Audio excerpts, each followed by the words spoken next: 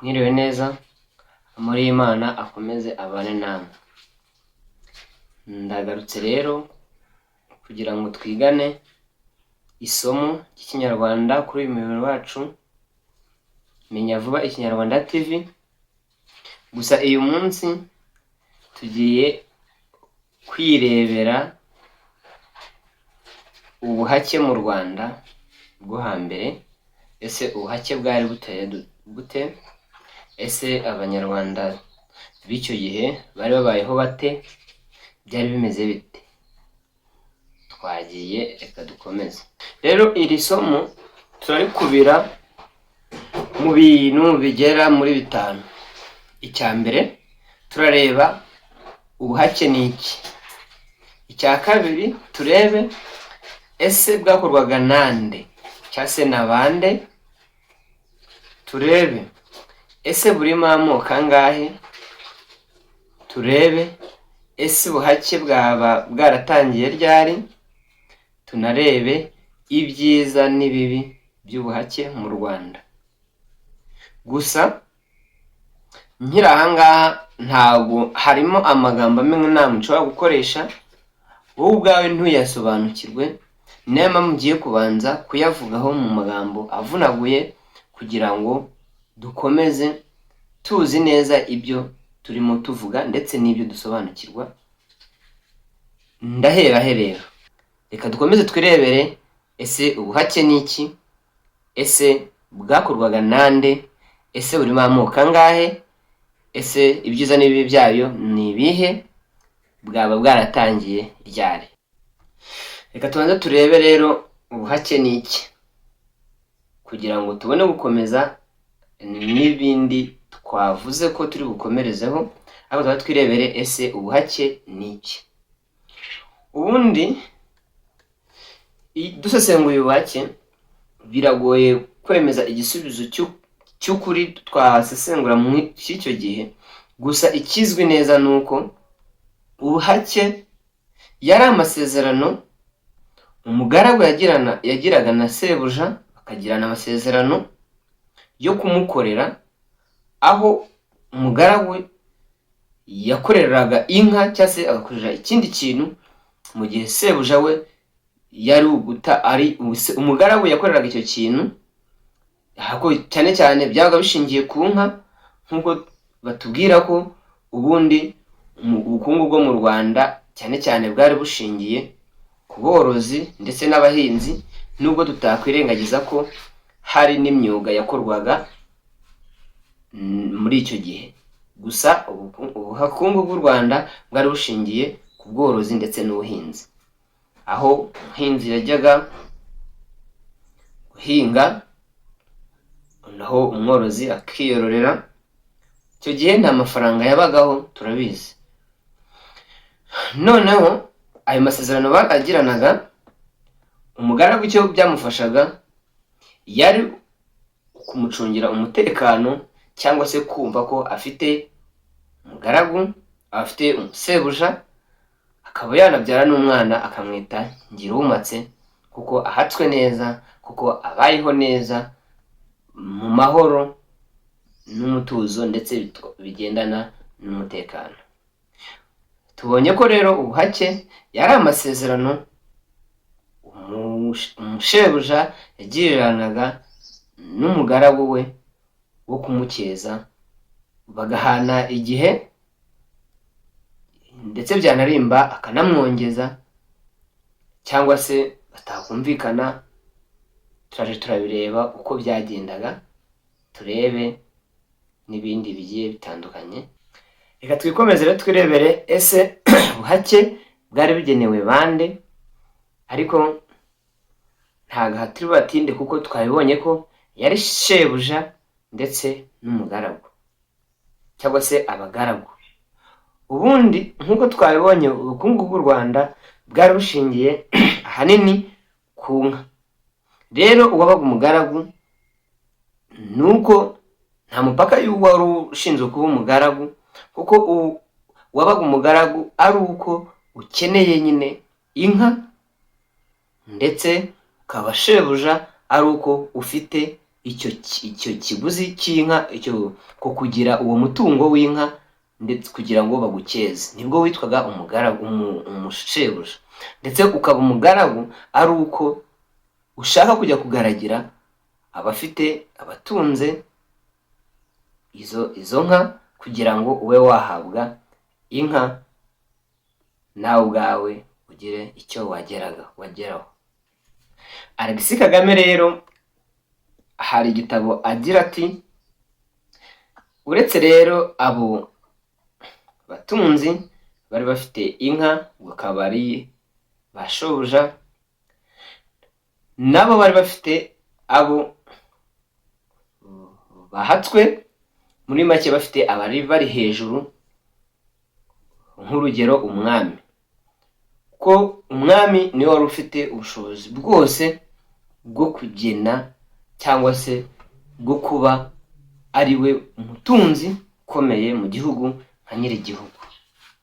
Tujye rero kwirebera uko ubuhake bwari buteye. Ese ubuhake bwari buteye gute? Ubuhake ubundi twabibonye burimo amoko abiri, nubwo afite hatandukaniye, gusa si sano rirerire cyangwa se si ikinyuranyo kirekire, biragereranyije. Ubwo dusangamo ko dufite ubuhake bwa mbere akaba ari ubuhake busanzwe, akaba ari ubuhake bwakorwaga na rubanda, tugiye kubibona. Hakaza n'ubuhake bushingiye ku mwami cyangwa se ubuhake bw'ibwami.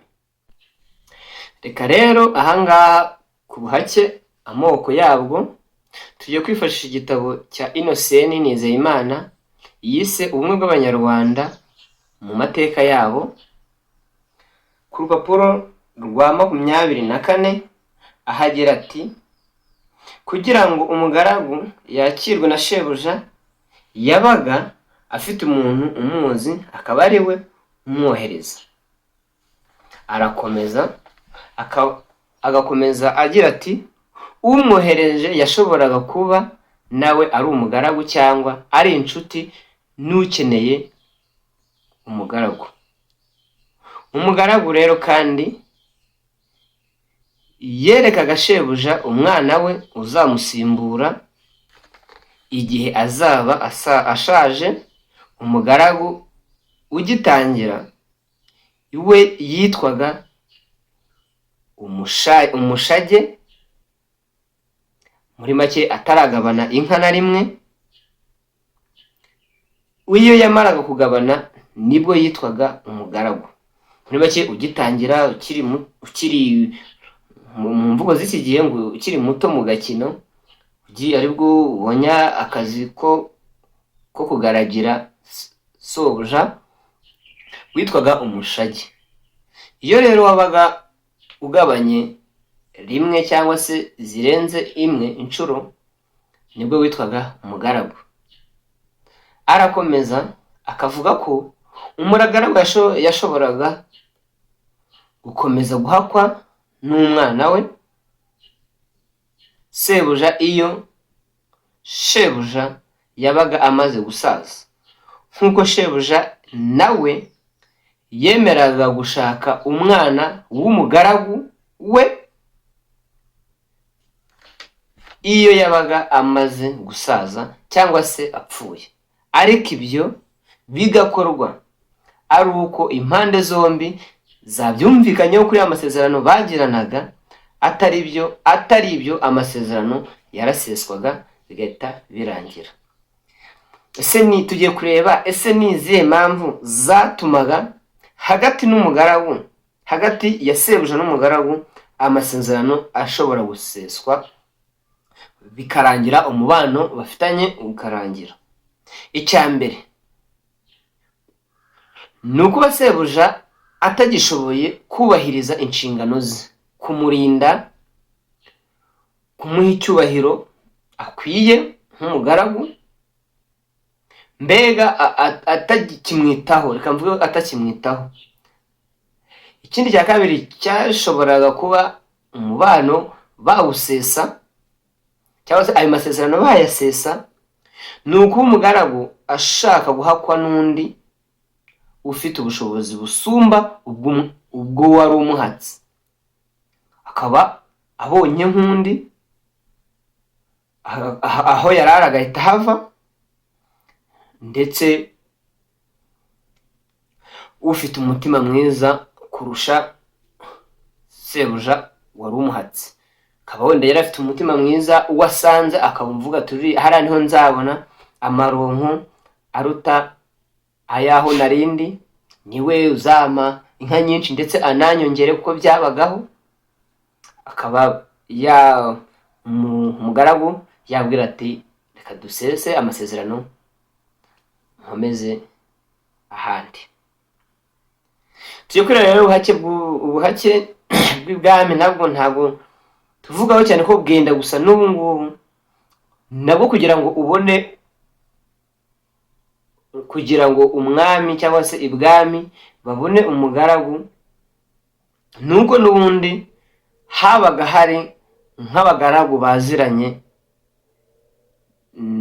baziranye n'abo ngabo bagiye gushaka akazi, bakagenda bakabamenyesha, cyangwa se akaba waba umugaragu biturutse ko igihe umwana w'umwami igikomangoma mbere y'uko yima mwabaga muri inshuti, mwarabaye inshuti ibwami, yamara kwimikwa bigakomeza ugahita uba umugaragu. Noneho reka twirebere, ese ibyiza by'ubuhake ni ibihe, ibibi by'ubuhake bwo ni ibihe? Bari nta kintu gishobora kugira, akenshi ikintu gifite icyiza bikunda kujyana n'ikibi. Ubundi ndahera ku mugaragu. Ubundi icyiza iyo wari umugaragu uhakwa wa sobuja, mubanye neza mu mahoro, yashoboraga kuba yagushyingira akaguha umukobwa we ukamurongora mukabana. Ikindi kandi wajyaga guhakwa ibyiza nyine ari uko ugiye gushaka ubutunzi, ugiye gushaka iyo nka, kugira ngo nawe uve mu cyiciro cy'ubuhinzi winjire mu cyiciro cy'ubworozi, ube wakorora ukagira iterambere, nk'uko inka yari ikimenyetso cy'ubukire mu Rwanda rwo hambere. Ikindi navuga cyiza ku mugaragu ni uko iyo wabaga uhatse sobuja wabaga ufite umutekano. Byumvikana neza ko inyungu sobuja yabaga afite nuko we yashoboraga kunguka cyangwa se kugira ubutunzi bwinshi buruta ubwo yari afite ataragira umugaragu cyangwa se abagaragu. Ibibi rero hagati y'umugaragu na sebuja, iyo habagaho gusesa ya masezerano, sobuja yabaga yakeka ko ubikoze yuko hari nk'imitungo wahishe cyangwa se inka wanyereje, akaba yakugirira nabi kuko ubikoze ukivumbura ukagenda, ubwo akateka ko nyine wamubereye igisambo utwaye imitungo ye. Ibyo ariko byakorwaga iyo wabaga nyine nta wundi muntu ukurengera. Icyo gihe niwe wahohotera. Iyo wabaga ufite ukurengera cyangwa se undi ugiye gukeza, icyo gihe wabaga ufite umutekano. Ariko iyo wabaga ntawe ukagenda ku giti cyawe, byashaka kuba bakugirira nabi. Rero tugiye kureba icya nyuma, ese ubuhake bwaba bwaratangiye ryari? Gusa aha ngaha biragoye kuba twakwemeza neza igihe ubuhake bwatangiriye, cyane ko abashakashatsi bagiye batandukanye bagiye babivuga ku buryo butandukanye. Reka twirebere icyo Innocent Nizeyimana mu gitabo yise ubumwe bw'Abanyarwanda mu mateka yabo, ku rupapuro rwa 28 rero akubira hamwe abashakashatsi uko agira ati igihe ubuhake bwatangiriye n'ikizwi neza, ahera ku mwanditsi Claude Vida avuga ko bwaba bwaratangiye ku ngoma y'umwami Yuhi Gahindiro mu kinyejana cya 18, nyamara ngo uwitwa Padiri Alexis Kagame akavuga ko bwaba bwaratangiye mu kinyejana cya 19, mu kinyejana cya 16 ku ngoma ya Ruganzu Ndori. Urumva ko hano bari kuvuga babibusanya, biragoye kuba twavuga igihe ubuhake bwatangiriye. Arakomeza avuga ngo umwanditsi Javasine yemeza ko bwaba bwaratangiye ku ngoma ya Ruganzu Ndori mu ijambo ubuhake usanga mu Rwanda no mu Nkore gusa. Urumva ko hano rwose ubuhake twakwemeza ko bwaba bwaratangiye ku ngoma ya Ruganzu Ndori mu kinyejana cya 16. Mwakoze cyane kunkurikira, ndetse mbibutsa kongera gukora subscribe, ugasharinga, kohereza, ari nako mwohereza ubutumwa kugira ngo mbasha kunyuzamo amaso menye ni iki dukeneye kugira ngo twubake u Rwanda rwacu twifuza. Murakoze cyane.